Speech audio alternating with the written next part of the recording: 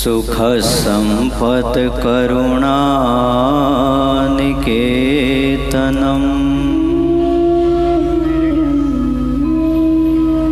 व्रतदान तपः क्रिया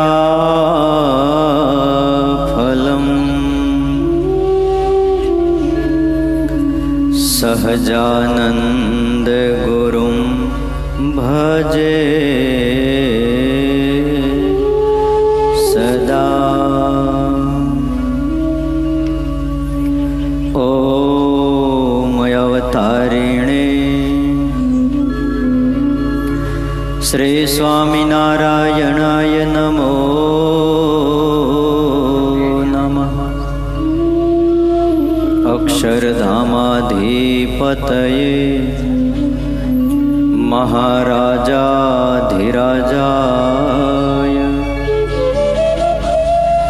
श्री हरि कृष्ण महाराजाय नमो नमः।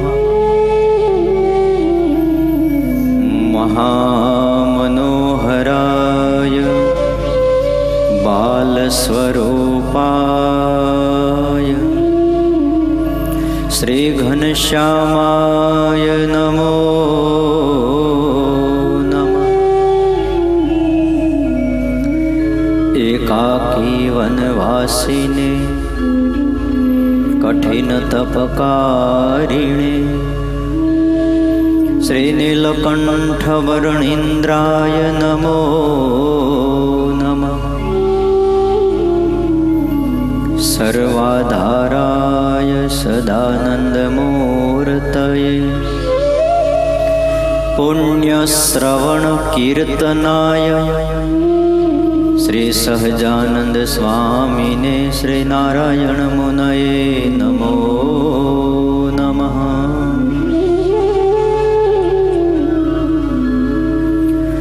बोलो श्री स्वामिनारायण भगवान जय। श्री हरि कृष्ण महाराज जय। श्री नारायण मुनिदेव जय। श्री लाडीला घनश्याम महाराज जय। श्री रामचंद्र भगवान श्री कृष्ण कन्हैयालाल की जय। श्री कष्टभंजन देवने श्री विघ्न विनायक देवने।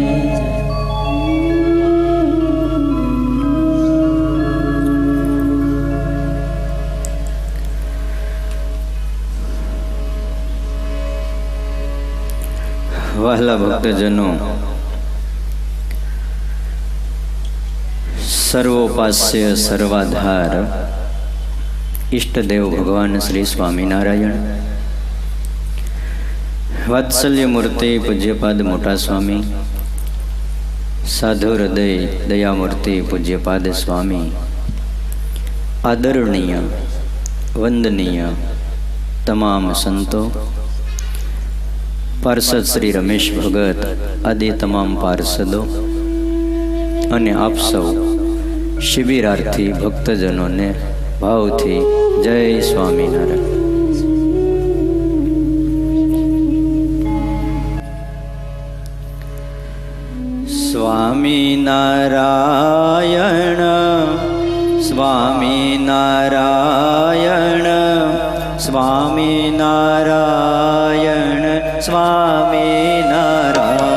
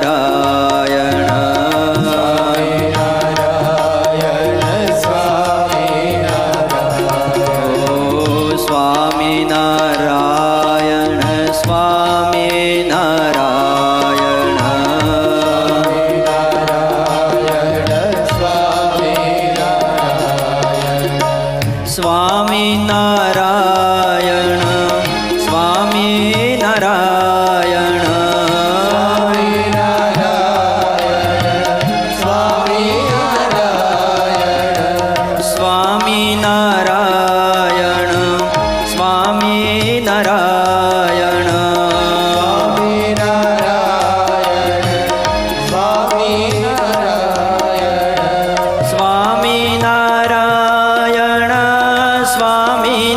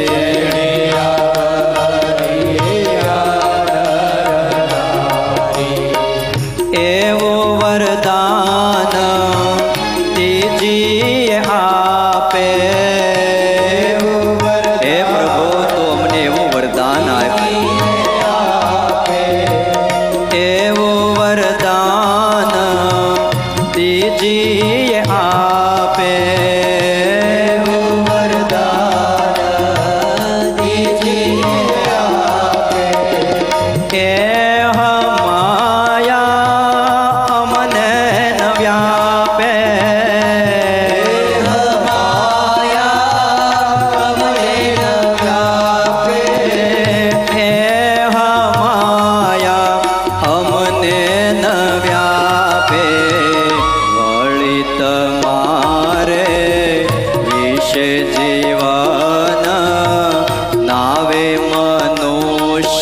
બુદ્ધિ કોઈ દન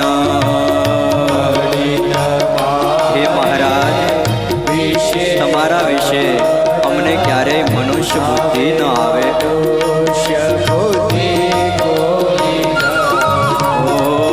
નાવે મનુષ્ય બુદ્ધિ કોઈ દન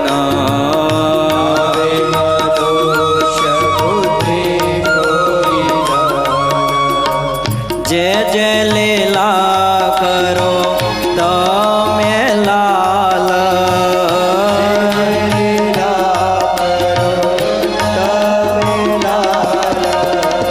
જે જે લીલા કરો તમે લાલ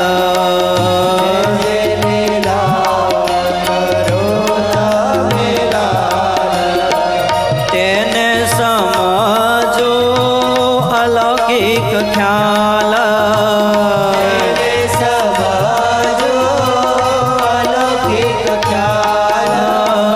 તેને સમજો અલૌકિક ખ્યાલ સત્સંગી જે તમારા કાવે તેનો કે દે અભાવ ન આવે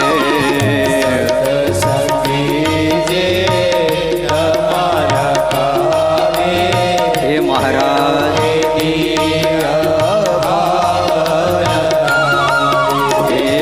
તેનો કે દે અભાવ ન આવે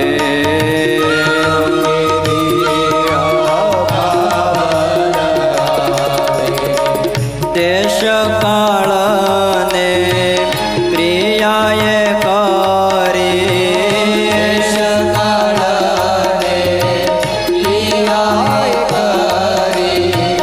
કે દીતા મને ના ભૂલીએ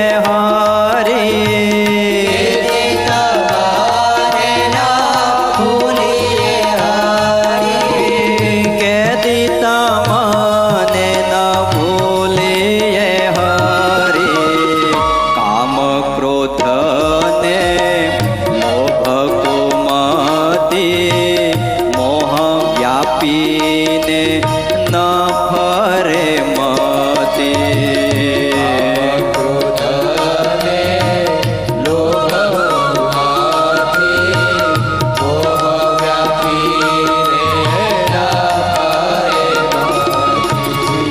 તમને ભજતા આડું જ પડે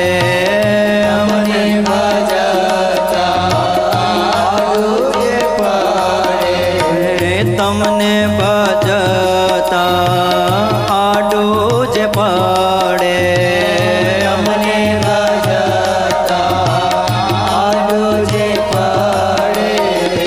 માગીએ એ આમાને નવ નડે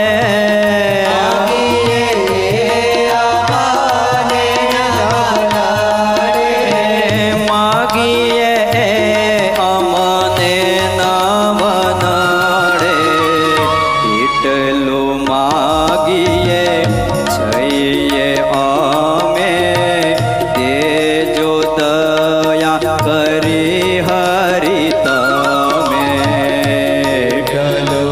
હે મહારાજ તમારી પાસે આ નવલા વર્ષના નવા દિવસોમાં એટલું જ માગીએ છીએ તમે દયા કરીને દેજો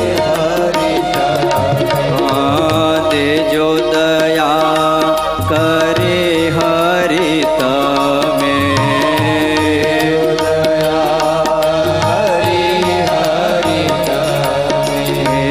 દેજો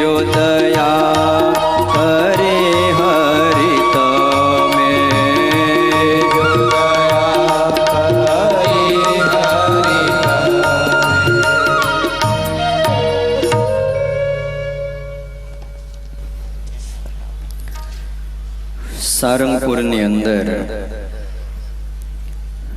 વહાલા ભક્તજનો, ઉત્તર ગુજરાતના મહામુક્ત સ્ત્રી ભક્તોએ કરેલી આ પ્રાર્થના છે. મહાબળવાન છે ભગવાનની માયા. એ માયા વિશે આપણે છેલ્લા 3 દિવસથી કથા સાંભળી રહ્યા છીએ. આજે હમણાં ક્રોધની અને કપટની વાતો પણ પૂજ્ય મોટા સ્વામીએ આપણને ખૂબ સંભળાવી. થોડાક શબ્દો ઉચ્ચારીએ તો અગ્નિની સાક્ષીએ લગ્ન થાય છે. થોડાક શબ્દો અગ્નિની સાક્ષીએ લગ્ન થઈ જાય છે. અને થોડાક વધુ શબ્દ જો ઉચ્ચારવામાં આવે તો ઘરમાં અગ્નિનો સાક્ષાત્કાર થાય છે. થોડાક જ શબ્દો વધુ ઉચ્ચારાઈ જાય છે તો સાક્ષાત દર્શન થાય. લગ્નમાં સાક્ષાત દર્શન ન થયા હોય તો અખતરો કરવા જેવો નથી. એમાં ખતરો છે. કયો હા દુનિયા છે, ભેગા રહી છીએ, પ્રશ્નો તો રહેવાના જ ને. સુખી લોકોને પ્રશ્ન છે અને દુખી લોકોને પણ પ્રશ્ન છે. સત્સંગીને પ્રશ્ન છે અને બિન સત્સંગીને કંઈક પ્રશ્નો છે. યુવાનોને કંઈક પ્રશ્નો છે તો વૃદ્ધોને પણ કંઈક પ્રશ્ન છે. પિતાને પણ કંઈક પ્રશ્ન છે તો પુત્રને પણ કંઈક છે, તો પત્નીને પણ કંઈક પ્રશ્ન છે. વહુને છે તો સાસુને પણ કંઈક પ્રશ્નો છે. રહેવાના. શું કામ? દુનિયા છે, સંસાર છે. પરમાત્મા આપણને મળ્યા છે. આ ધરતી ઉપર મનુષ્યાકૃતિ ધારણ કરી અને પરમાત્મા આવ્યા છે.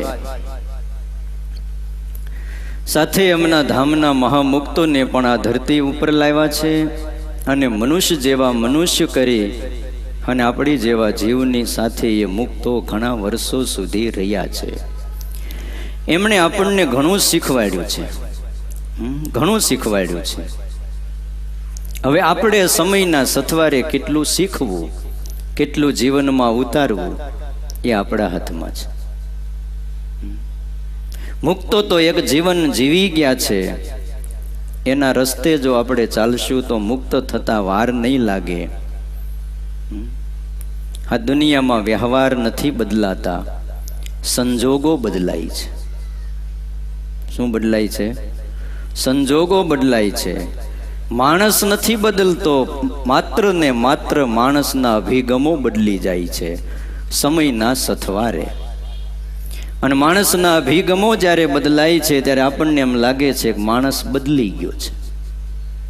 બાકી તો માણસ એનો એ જ હોય છે. પણ અભિગમો બદલાતાની સાથે આપણને માણસ બદલી ગયેલો લાગે છે. કોઈ પણ માણસનું સાચું સ્વરૂપ જો ઓળખવું હોય ને વાલા ભક્તજનો, તો એકવાર એને સત્તાના સ્થાન ઉપર બેસાડી દો એટલે એનું સાચું સ્વરૂપ ઓળખાઈ જશે.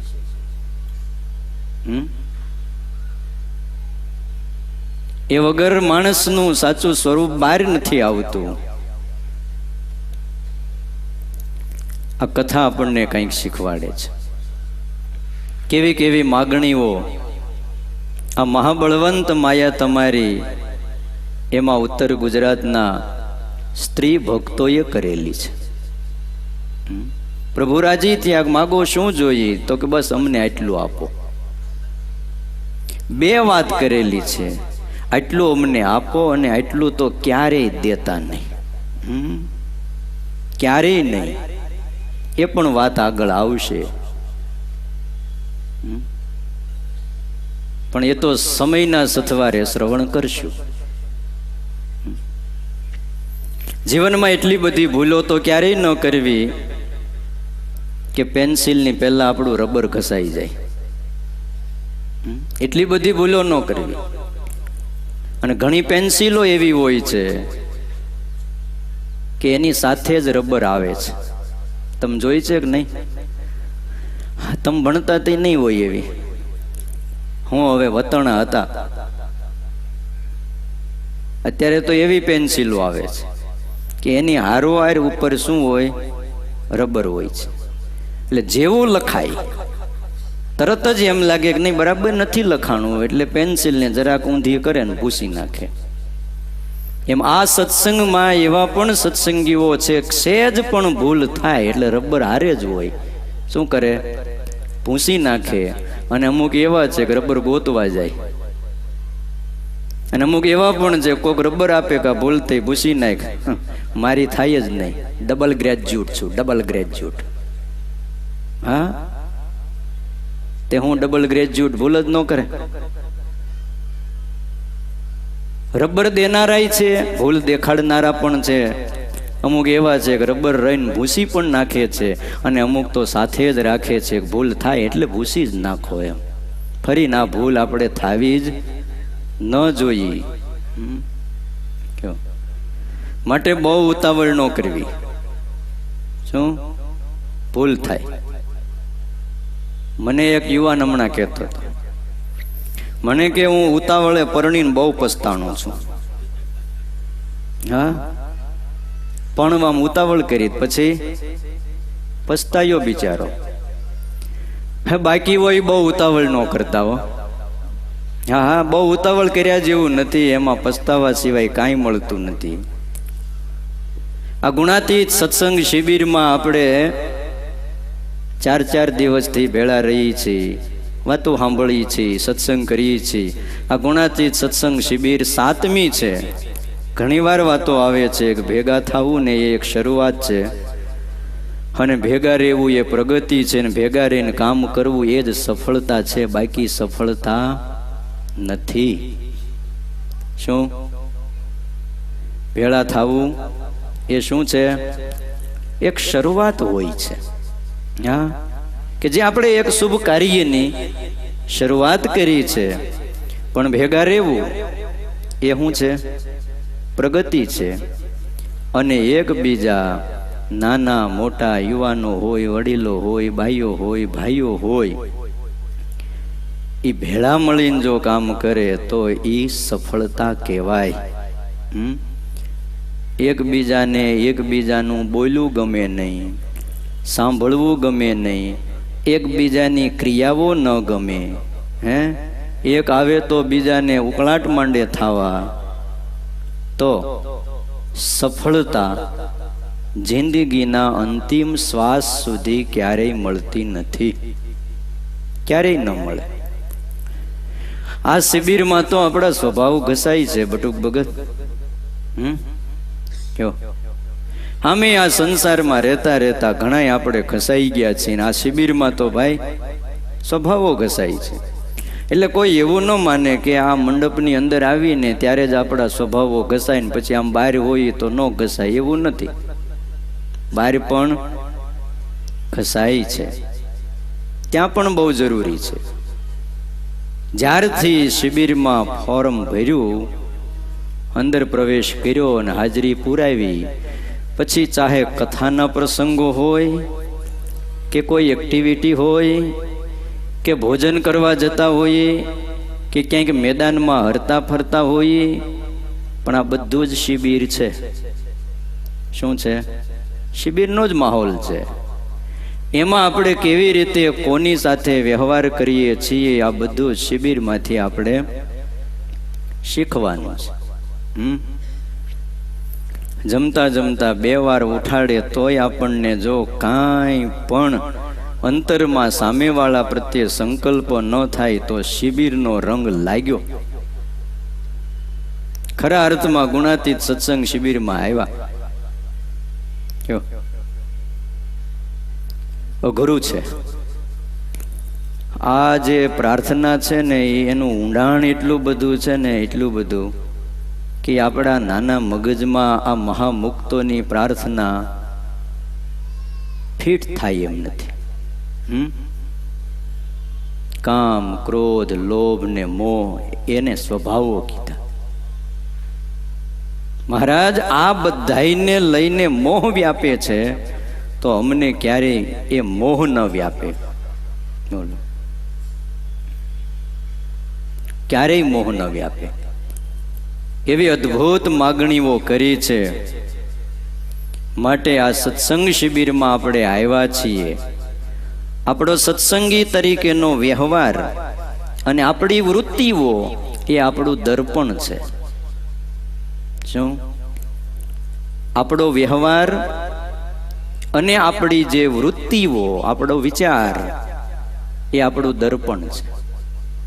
સત્સંગ શિબિરમાં આવ્યા પછી પણ જો આપણો વ્યવહાર ન બદલે, આપણી વૃત્તિઓ ના બદલે, તો આપણે જ આપણા દર્પણમાં જોઈ લેવું જોઈએ કે આપણે ભલે ફોર્મ ભર્યું અને ખીચે બિલ્લો માર્યો, ગળામાં લખી નાખ્યું ગુણાતીત સત્સંગ શિબિરના સભ્ય નંબર આટલામાં. બહુ સારી વાત છે, હોવું જ જોઈએ. પણ એનાથી કંઈ કામ સરતું નથી. બહાર જરાક નીકળો તો લોકોને એમ થાય કે શિબિરાર્થી લાગે છે. શું લાગે? શિબિરાર્થી લાગે છે. બાકી એનાથી વિશેષ કાંઈ આપણો અર્થ સરતો નથી. સાચા અર્થમાં જેદી આપણે ભક્ત થાશું, સાચા અર્થમાં જેદી આપણે સંત થાશું, ત્યારે જ કામ થાય. ઘણીવાર આપણા સંતો કહે છે, તમે યોગી ન થાવ તો કાંઈ વાંધો નહીં, નો પ્રોબ્લેમ, પણ બધાઈને ઉપયોગી તો થાયજો. વિચાર કરો, આ સત્સંગ શિબિરના 3 દિવસો ગયા, આપ 4 દિવસ આપણે કોને કેટલા ઉપયોગી થયા અને કોને કેટલા નડ્યા, એ સ્વગત આપણે જ વિચારીએ સાહેબ. વિચાર્યા વગર તો કાંઈ ખ્યાલ આવે નહીં. આવી પ્રાર્થનાઓ નિત્ય ઉઠીને કરવી પડે એમ છે, નિત્ય કરવી પડે એમ છે. નથી આપણે આપણા વિચારોને બદલતા, નથી આપણે આપણા વ્યવહારને બદલતા, નથી આપણે આપણી વૃત્તિઓને બદલતા. માટે વિચાર કરીએ, સમય કોઈની રાહ નહીં જુએ અને ચાલ્યો જાય છે. ભગવાનના ભક્તો નિત્ય આવી પ્રાર્થના કરે,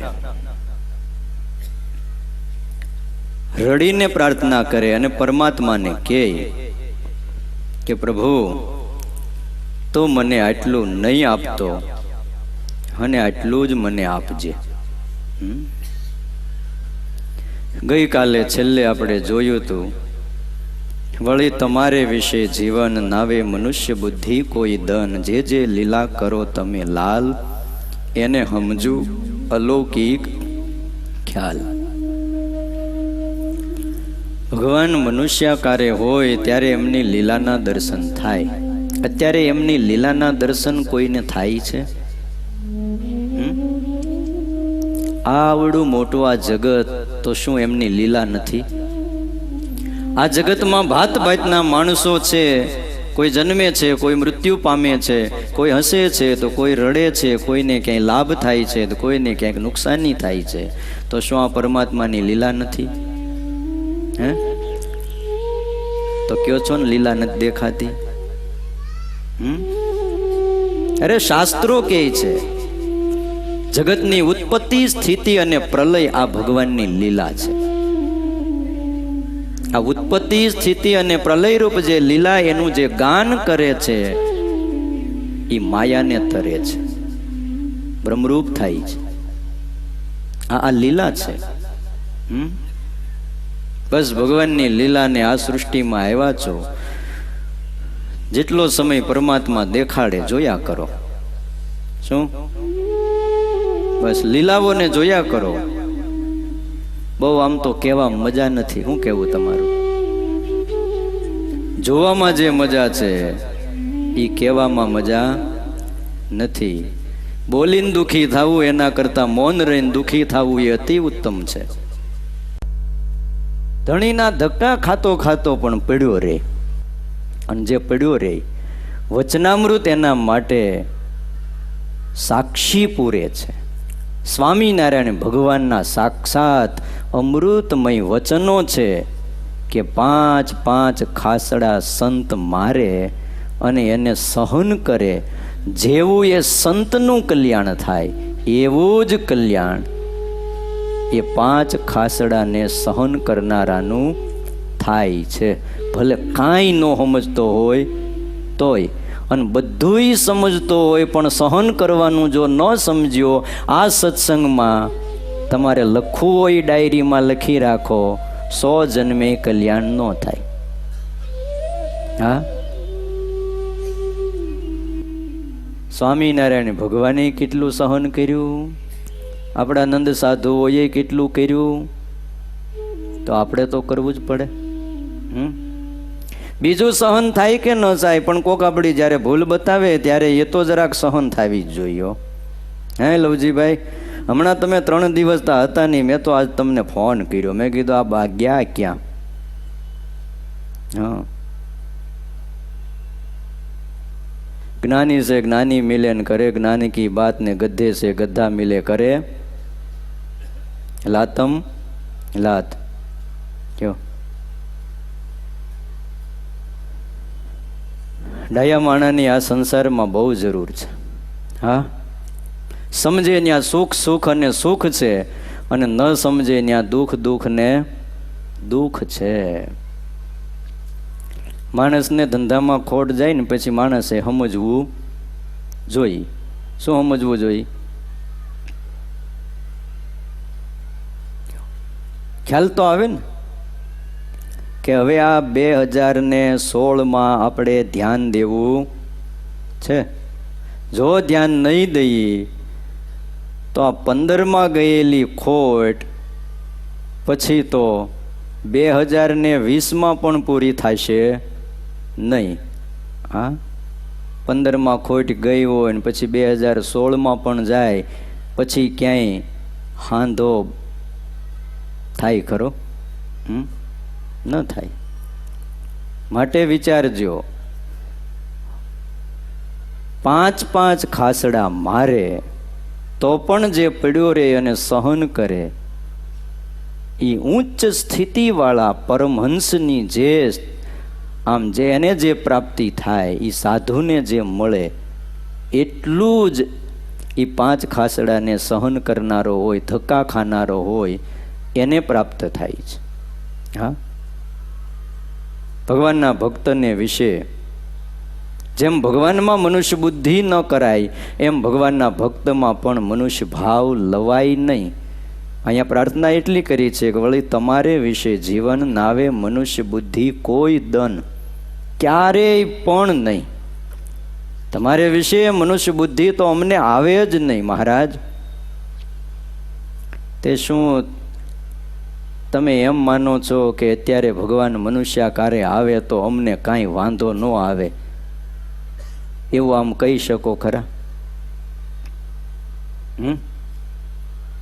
કયો? પહેલાં તો ભગવાનના ભક્તમાં જો આપણને મનુષ્ય ભાવ ન આવે ને, પછી ધીમે ધીમે સ્ટેપ ચડતા જવાય. પછી સંતમાંથી મનુષ્ય ભાવ હટાવવો પડે, અને પછી ભગવાનમાંથી મનુષ્ય ભાવ દૂર થાય છે. ભગવાન તો ચાહે તેમ કરે. ભક્ત અને સંત તો એની મર્યાદામાં જીવન જીવતા હોય, અને ભગવાન તો ચાહે તેમ કરે. મસ્ત જાતિ મહારાજ, ઈચ્છા આવે એમ ઓસરે. બોલે, એમની ઈચ્છામાં આવે એ રીતે એ વિચરણ કરતા હોય છે. માટે ભગવાનના ભક્તમાં પણ મનુષ્ય ભાવ ન લાવીએ. ભગવાનને જો આપણે માયા પર સમજીએ તો આપણે પણ માયાથી પર થઈ જઈએ. બસ આ ચોપાઈમાં એટલો જ ભાવ છે. ભગવાનને માયાથી પરનું તત્વ માનીએ, આપણે પણ માયા પર થઈ જઈએ. આ એક ઉપાય છે. ભગવાનને જેવા છે એવા સમજવા એ કામ બધા માટે અઘરું છે, પણ ભગવાનને માયા પર સમજવા એ કામ એટલું બધું અઘરું નથી જેટલું ભગવાનનું સ્વરૂપ સમજવું અઘરું છે. એટલું ભગવાન મનુષ્ય શરીર ધારણ કરી અને પૃથ્વી ઉપર જ્યારે પધારતા હોય છે, ત્યારે એમને ઓળખવામાં બ્રહ્મા જેવા બુદ્ધિશાળી પણ ભૂલા પડી ગયા છે, એમ ભાગવતમાં લખ્યું છે.